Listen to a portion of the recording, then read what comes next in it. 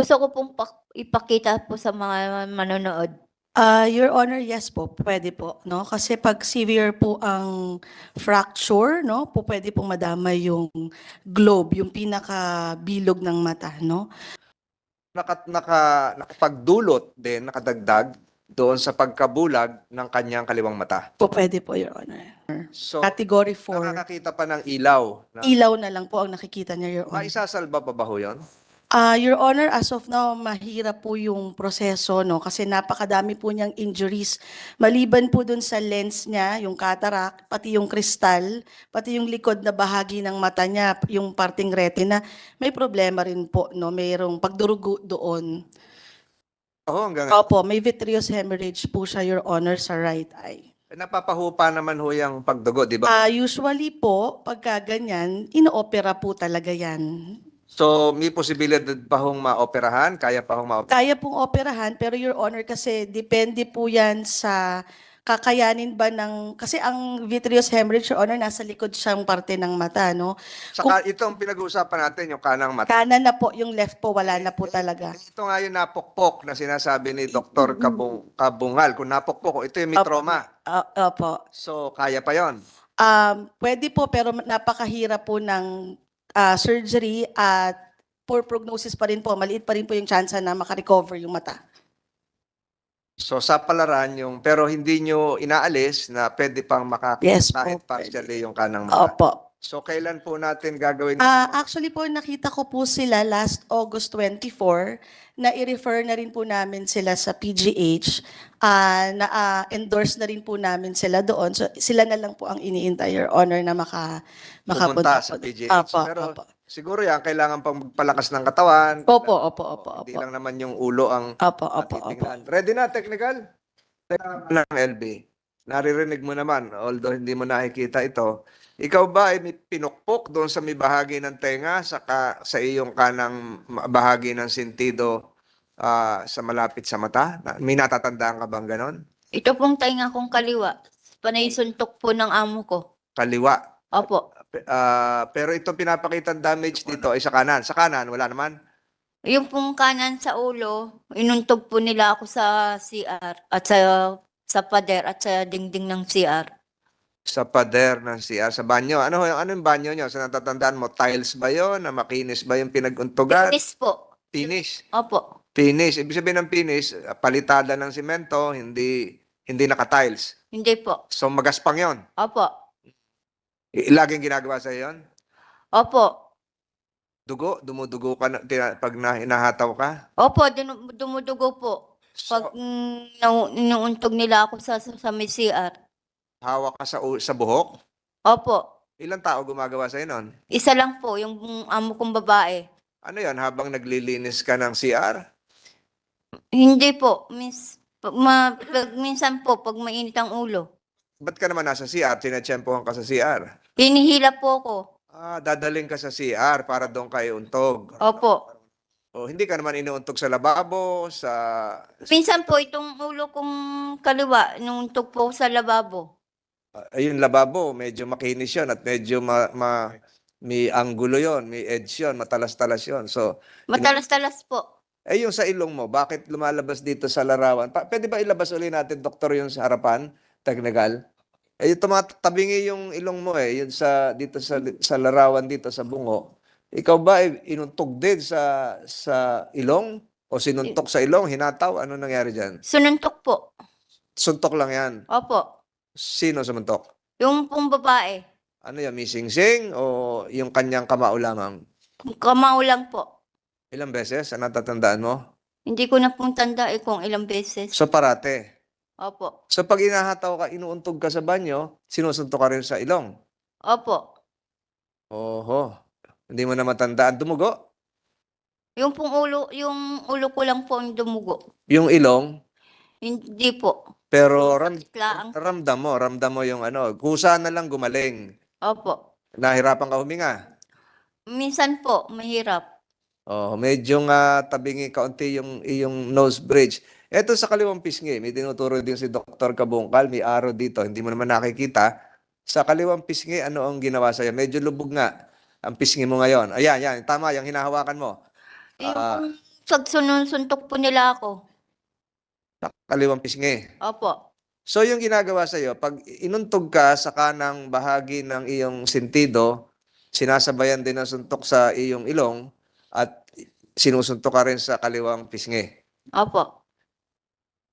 So iisang insidente 'yan na ginagawa o sabay-sabay o malimit gawin sa iyo.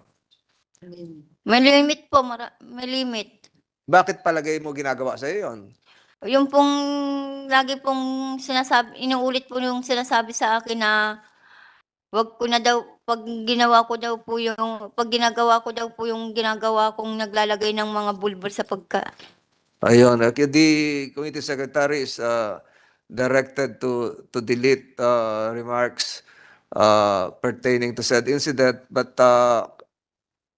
meron ka ba talagang ginawa na ikakagalit sa iyo ng iyong mga amo na nagdulot ng ganyang pananakit sa iyo? Sa iyong natatandaan? Yung pong sabi po sa akin, Hindi, kung meron. Ang tanong kung meron. Meron ka ba naging kasalanan na natatandaan? May kasalanan ka bang ginawa? wala po. Wala kang kasalanan Opo. sa iyong natatandaan. Opo. Sa iyong natatandaan, ikaw ba ay pinarusahan at humingi ng paumanhin doon sa iyong mga amo? Wala po. Kailan ba nagsimula ito? 2017 ka nagsimula magtrabaho.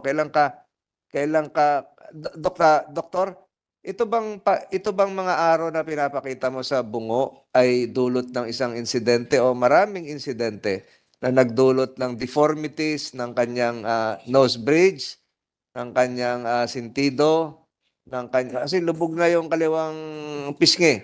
Meron ka ba ito ba ho ay isang insidente o maraming insidente sa inyong pagkakaalam bilang isang eksperto sa pagiging doktor? Yes po. Pag masyado pong matindi yung trauma, pwede pong isang beses. Kaya lang pwede rin po siyang marami. Pag inulit po yung, halimbawa, may tama ng ganito, inulit ulit, 2017, halimbawa, kailan ka unang sinaktan, ama ng LB? Yung pong, Sa iyong unang taon mo ng pagtatrabaho, pangalawang taon, kasi 2017, 18, 19, 20, 21, 22, 23, 6 na taon ka nagtrabaho. Sa unang taon ka ba sinaktan? Sa pangalawang taon, panglimang taon, pang-apat na taon, sa iyo natatandaan? 2020 po. 2020, pakalipas ng 18, 19, 20, pakalipas ng 3 taon. Doktor, mabalik ko sa inyo. So kung ginawa po ito 2020 sa ngayon kay Manang LB at naulit, tatanungin ko ulit sa kanya kung naulit, ito ba yung talagang idudulot nito o sa isang insidente, kanya na kagad? Yun ang tanong ko rin sa inyo kanina. Opo. Pag ganito po kasi katindi, kailangan na niya ma-ospital. Kasi masyado pong malaki ang force na in-apply sa mukha. Kung part-part lang po ng katawan, pwede siyang hindi masyadong, yun lang, basag lang ng konti. Ito po kasi parte ng mukhang ito po yung pinakamanipis. Madali po ito. Yung pisngi. Opo. Medyo nga nakalubog yung kanyang pisngi. Isang suntok lang po yan, pwede pong mag-fracture yan. Manang LB, tanungin kita ng diretso. Ilang beses ginawa ulit ito sa iyong karanasan at pag-alala? Ilang beses? Marami na po. So 2020, ilang beses? Marami na po, ulit-ulit. Ulit-ulit. 2021, inulit-ulit. Opo. 2022, inulit-ulit. Opo. Doon ulit, pisngi, sentido, ilong. Buong katawan ko na po. Buong sinasaktan katawan na. So siya. hindi lang sa banyo, ginangyari? Hindi po, sa mga kwarto, sa labas.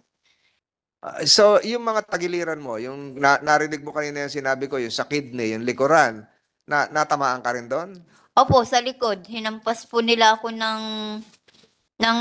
pangnungkit po ng sinampay at ng sunturon at hangin. Panungkit ng sinapay. Kawayan siguro yon. Bali nga po sa akin yun, para pong kawayan o bakal. Nabali sa iyo yung kawayan. Opo, sa likod. Sa Pagkampas likod. po Doon sa yung akin. kidney, di ba doktor? Doon yung kidney, kinukwento ko kanina. Yes po. So wala kayo nakitang findings na deformities sa internal organs? Dr. Magalona? Upon examination po, wala pa po. Wala. So, lahat yun ininda mo. Hindi ka nagsabi na, dalhin nyo naman ako sa pagamutan, sa ospital. Parang awa nyo na. Wala po, hindi po naman nila po ako dinala sa ospital eh. Pero humingi ka ng tulong na parang awa nyo na, dalhin nyo na ako sa ospital kasi dumudugo na itong Eh, ilong ko. hindi po, hindi nila ako dinala sa ospital, binibigyan na lang po ako ng gamot. Anong gamot yun? Yung pong, hindi ko po alam kung anong gamot po yun, basta inumin ko daw po. 2 klaseng gamot po yun. Painkiller siguro yun, doktor. Baka paracetamol. Hindi na tayo magbabanggit dito ng brand. So, iniinom mo naman yung gamot, nawawala yung sakit. Opo, Pahinga ka, tapos ulitin uli yung gulpe. opo. Sa loob na isang linggo, ilang gulpe? Ulit-ulit nga po marami, di ko na po tanda, basta po ulit-ulit nila ako sinasaktan. Hindi ka nahiyaw, hindi ka sumisigaw, marinig ng kapitbahay, marinig ng mga kasama Eh, sa pag bahay. sumigaw daw po ako, lalo po ako, wala daw po makakarinig. Kasi yung isang nabanggit mo kanina, pinalo ka noong pang sabit sa sampayan. Eh, yung Opo. mga ganong pansabit sa sampayan, nasa labas yon. Opo, Nasa labas yun sa sampayan, sa bilaran. opo. So, ibig sabihin, nasa labas ka nung sinaktan. At pag nasa labas ka sinaktan, marami makakarinig. Eh, pag nagasigaw po ako, sinasaway po nila ako, wag daw po ako sumigaw, wag daw po ako maingay. Ano yun, tinatakluban ka ng kamay sa iyong bibig? Hinampas-hampas lang po nila ako, wag lang daw po ako magsigaw-sigaw. Pwede bang hampasin ka ng hindi ka sumisigaw ng aray? Pag nagsasalita po ako, tuloy-tuloy po nila ako sinasaktan. Yung pamalo na bakal ka mo o kawayan na nabali sa yung kawayan, gano'n? Opo, Ilang beses yon? Di na wala ka ng pantukod sa sampayan. Kumbali na yon. nagabili po sila uli ng bago. Pangahampas uli sa'yo. Ilang beses yung nagbibili sila. Di ko na po tanda, basta po pag Pagkatapos ng gulpihan, pinagpapahinga ka naman kasi painumin ka ng gamot, pahinga ka muna, gano'n? opo, pag nakapahinga po ako, yun, pag nakapahinga, kikilos na ulit ako, kumikilos. Tuloy pa rin ang trabaho mo sa bahay. Opo, Hindi ka nagtangka na noong sa dinanas mo yon from 2020 nung ginugulpi ka, nakatakas po ako noong 2021. yun yung pinag-usapan natin nung huling hearing na nagpunta ka kay Kapitan at Opo, pinabalik ka. opo. Eh noong 2020, hindi ka tumakas. Hindi na po nila ako pinalabas. Doon lang daw po ako sa loob. Nakakulong ka, nakapadlock. Hindi, yung pong, hindi po, pero yung pong dinaanan ko nung tumakas ako, pinirmi na nilang nilak. Merong gate. Opo, Hindi kayang sumampa sa taas, mataas, gano'n? hindi po. Aha. Yung 2017 hanggang 2020, walang nangyari.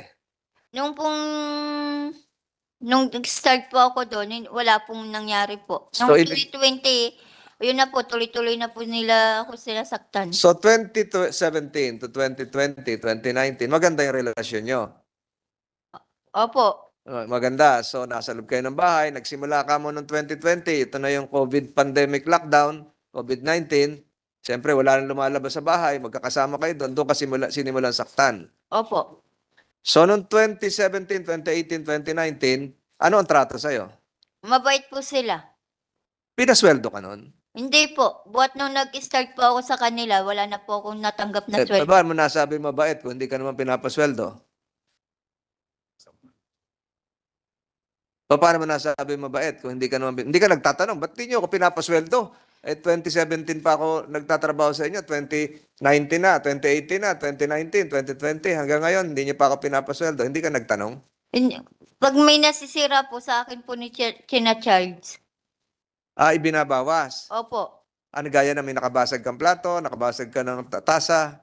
Yung pong nasira, yung washing, tapos pag nakabasag ng mga gamit sa bahay, sa bahay, sa akin po ni China-charge kahit So, po kasalanan. tinutuos naman yon. Ito, LB, ito yung nasira mo ang washing machine, ito yung halaga ng pagpagawa, tinutuos nila yon. Sinasabi lang po sa akin, So, charge lang po sa akin. Walang listahan.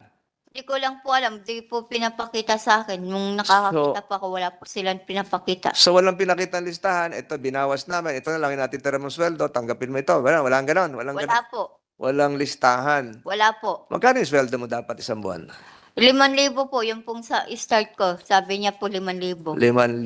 Mamaya sabihin ni Senator Estrada yan kung magkano talaga ang sweldo ayon sa kasambahay law. Christmas bonus, meron? Sabi, may bibigyan ka ng Christmas bonus? Wala po. Buwat po. Pasko, day off. Wala po. Walang day off kahit Pasko, nasa trabaho ka. Wala po. Bagong taon, nasa trabaho ka. Wala, opo. Todos Los Santos, nasa trabaho ka. Opo. Birthday mo, Opo. ano opo, nasa trabaho ka rin. Opo. Sinasaktan ka rin? Opo. Kahit birthday mo? Opo.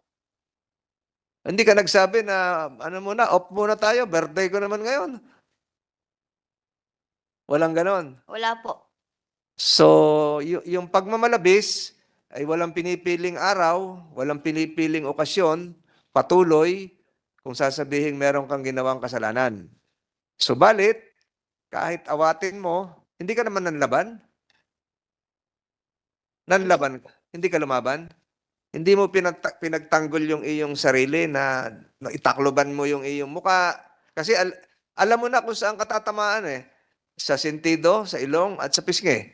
So, hindi mo na pinrotektahan yung tinakloban man lang yung iyong sarili para hindi maging malubha yung tama ng iyong muka. Hindi na po kung hindi ko, Hinahayaan mo na lang. opo. Pinapadyos ko na lang po. Sabi ko, bahala na ang Diyos. Kailan nagsimulang tanggalin ang ngipin mo? Hindi ko na po tanda. Basta po, wala na po akong ngipin. Nung 20, buwat po nung start ako sa kanila. Dok, bakit wala kayong araw doon sa ngipin? Wala bang tama yan na ano? Ano bang may dental ba tayo rito?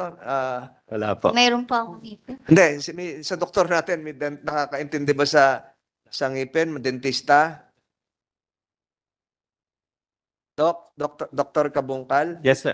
Wala po kasi findings doon eh. Yung ano namin, wala talaga siyang ngipin. Mayroon pa. Wala siyang ngipin. So, ito bang ngipin ay bunga rin ng pag-uuntog, paghahataw, o meron bang ginawa sa'yo na sinuntok ka na kaya natanggal yung iba mong ngipin? Kasi dito sa larawan ay talagang talagang nabunutan ka ng ngipin. Nagpabunot ka ba ng ngipin? Hindi po. Buwat po nag-start ako, may ngipin pa ako. Pero po, nung sinuntok nila ako, yun, nabasag-basag na po lahat ang ngipin ko.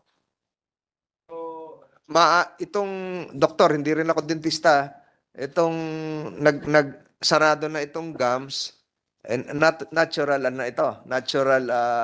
healing na ito. Hindi na ito yung due to cavities, deformities, etc.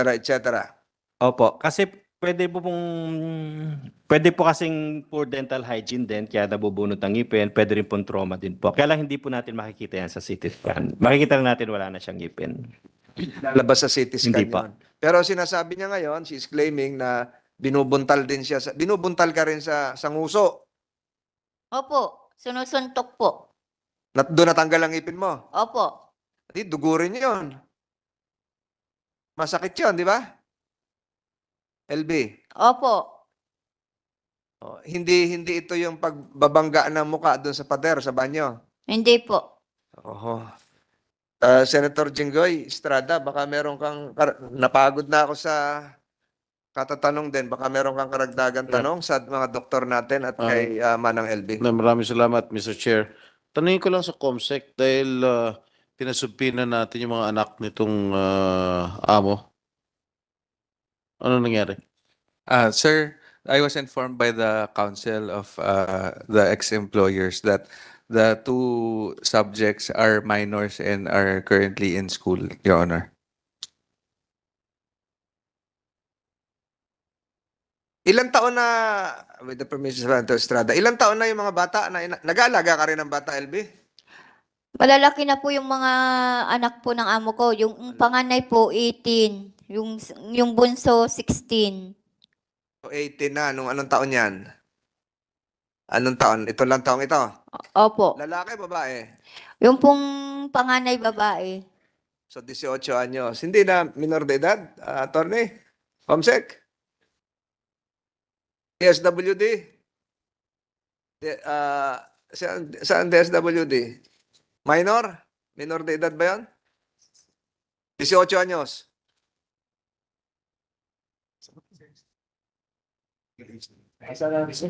DSWD, Assistant Secretary. Pwedeng dalhin dito kasi minor de edad. Kapag, good morning po, Mr. Senator. Kapag po 18 years old and below, considered pa po na minor po yung pong subject. Can't the committee invite them here? Because they're also involved in this issue. 18 years old is not considered a minor anymore.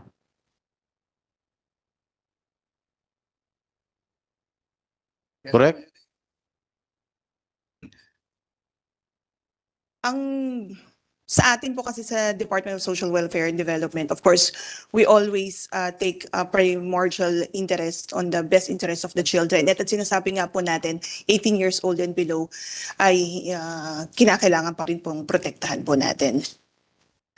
So, So ibig sabihin, hindi namin sila pwede patawag, hindi namin siya pwede patawag. At 18 years old.